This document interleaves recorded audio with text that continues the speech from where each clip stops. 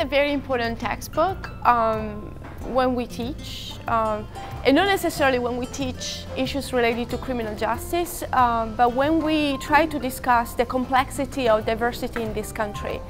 From my perspective, maybe because I came to the United States when I was already a grown-up, diversity is an incredibly charming part of this country, but it is perhaps the most challenging social component of this society. When I read the book, the first feeling or impression that I got is a sense of deja vu. And why I say that is because of this.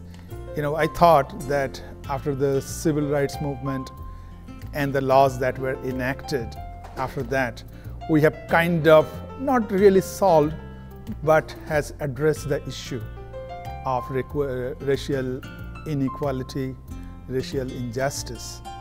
Reading the book, I could see that, okay, that's coming back again in a different shape and form, that there is a situation where the criminal justice systems tend to treat the minorities, especially the African Americans and to some extent the Hispanics, differently from the majority white population. My thoughts are that the book did exactly what it needed to do. Highlight the main issues that we have in the criminal justice system in terms of mass incarceration, and force us to sit back and do a self-reflection and continue this discourse that needs to be done to address these issues. In terms of, especially, I like to bring it back to our context here at IUN, like what do we learn from this and how do we evolve from this in terms of changes in the campus climate and the culture that we have here in place.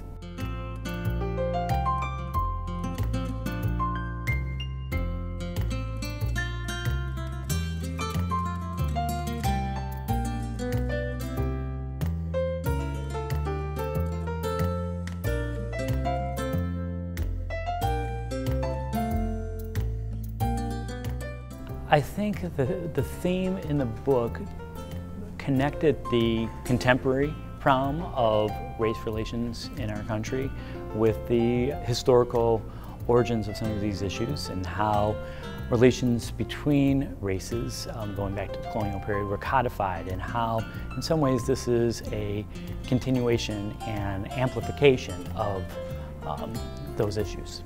How the rate of incarceration really changed in the last 30 years or so. I was quite surprised by that, and it was eye-opening.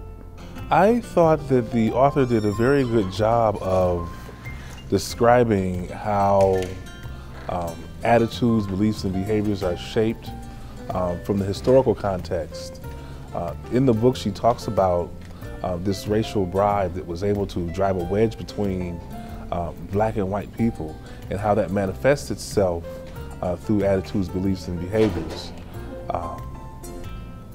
As she goes on to talk, she describes how perceptions of African Americans help buttress this entire system of mass incarceration, and the perceptions of African Americans as being less than or being dangerous, and how that plays out in the media, and how it ended up closing doors to opportunities for people of color.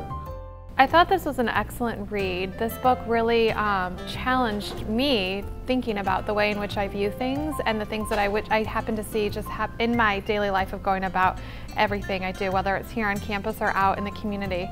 And I tend to think I'm a very open individual, open to other cultures and thoughts and ways in which you do things. And it really pushed my limits of ways in which I should think and view things. And I think that was a really powerful thing, that this book really pushed you to kind of see and view things in other ways in which people live their lives and the challenges that they have. The decisions that we have made collectively as a society has changed the way in which society now lives, exists, acts, and ways in which we respect each other. And that was really powerful to have one particular context to bring everything together.